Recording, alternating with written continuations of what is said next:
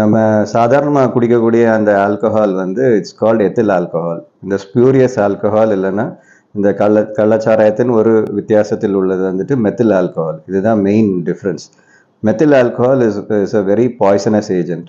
இது வந்து நம்ம டைரெக்டாக வந்து கண்ணை பாதிக்கக்கூடிய ஒரு கெமிக்கல்.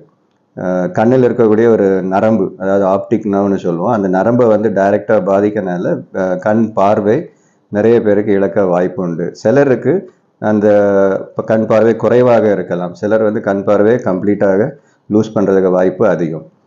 இந்த ஆல்கஹால்னால வந்து நம்ம லிவரும் பாதிக்கப்படும். ஈரல் வந்து ஆல்கஹால் நம்ம குடிக்கிறத கொஞ்சம் கொஞ்சமாக அதை தெளிவுபடுத்தும். அந்த லிவருக்கு வேலையை வந்து எதாவது டாக்ஸின் உள்ளே போனால், ஏதாவது கெமிக்கல் உள்ளே போனால் அதை கிளியர் பண்ணுறது தான் ஈரலுக்கு வேலை. ஆனால் ஆல்கஹால்னால என்ன ஆகும்னா ஈரல் அதுக்கு வேலையை செய்ய முடியாமல் சிலருக்கு மஞ்சக்காமலை வரலாம். மஞ்சக்காமலை வரனால அவங்களுக்கு சுயமாட்டு அவங்களுடைய டைஜஷன் கெப்பாசிட்டியெல்லாம் குறையலாம். அதில் நிறைய டாக்ஸின் உள்ளே இருக்கும். டாக்ஸின்னா கெமிக்கல்கள், தேவையில்லாத கெமிக்கல்கள் உள்ளே இருக்கலாம். அந்த தேவையில்லாத கெமிக்கல்னால நமக்கு வயத்தில் நீர் பிடிக்கலாம். அது பேர் அசைட்டிஸ்ன்னு சொல்லுவோம். இந்த அசைட்டிஸ்லாம் இருக்கும் பொழுது வயிறு பெரிதாக தெரியப்படும். சிலருக்கு இரத்த வாந்தி வரும். இரத்த வாந்தி வந்தால் அது உள்ளுடைய சின்ன சின்ன வெயின்ஸ்ன்னு சொல்லுவோம், அதெல்லாம் வந்து டேமேஜ் ஆகி இரத்த வாந்தியாக வரலாம்.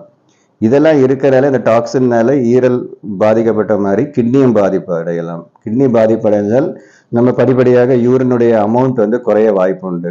கிட்னி ஃபெயிலியர் போக வாய்ப்பு உண்டு. கிட்னி ஃபெயிலியர் போக டயாலிசிஸ் வரைக்கும் போகிறதுக்கு வாய்ப்பு உண்டு. இதில் முக்கியமான ஒரு விசேஷம் என்னென்னா, நமக்கு இந்த டாக்ஸின் வந்து டைரெக்டாக வந்து ஹார்ட்டையும் பாதிக்கலாம். இன்டைரக்டாக எப்படி பாதிக்கும்னா, நம்ம பிபியை கூட்டும். பிபி கூட்டுறதுனால அது வந்து ஹார்ட் அட்டாக், அதாவது மாரடைப்பு ஏற்படுறதுக்கு வாய்ப்பு உண்டு. டைரெக்டாக எப்படி அஃபெக்ட் ஆகும்னா இந்த தசைகளே அஃபெக்ட் ஆகும். அது கார்டியோமயோபதின்னு சொல்லுவோம். இந்த கார்டியோமயோபதினால ஹார்ட் வந்து ஃபெயிலியரில் போகலாம். திடீர்னு ஹார்ட் நிற்கலாம். அதுக்கு பேர் சடன் கார்டியாக் அரெஸ்ட்னு சொல்லுவோம். ஸோ இது ஆல்கஹால் ஜென்ரலாட்டே வந்து ஒரு மோசமான ஒரு இது. As a doctor I would not advise any of you to take alcohol. Even though சில ஸ்டடீஸ் சொல்கிறாங்க கொஞ்சம் ஆல்கஹால் எடுத்தால் ஒன்றும் இல்லை அப்படின்ட்டு. But I personally feel that any amount of alcohol is bad for health and bad for the heart and bad for the liver. அதையும் தாண்டி இந்த மாதிரி நம்ம தப்பாக அந்த ஸ்பியூரியஸ் ஆல்கஹால், அதாவது தப்பாக தயாரிக்கப்பட்ட ஆல்கஹாலை எடுக்கும் பொழுது நம்மளுடைய விளைவுகள் ரொம்ப அதிகமாக காணப்படும். கொஞ்சம் கொஞ்சமாக குடிக்கிறதுனால சில சமயங்களில் குடிமகன்கள் வந்து பாதிப்புகள் நினைக்கலாம். அவங்களுக்கு நீங்கள் சொல்ல முடியாது. ஆல்கஹால் வந்து ஒரு அக்யூமுலேட்டிவ் டாக்ஸின். இந்த கொஞ்சம் கொஞ்சமாக குடிக்கிறதுனால நமக்கு ஒன்றும் ஆகாதுன்ற ஒரு ஃபீலிங் வந்து it's a wrong kind of concept. ஏன்னா கொஞ்சம் கொஞ்சமாக லிவரை நீங்கள் டேமேஜ் பண்ணுறீங்க. That's as simple as that.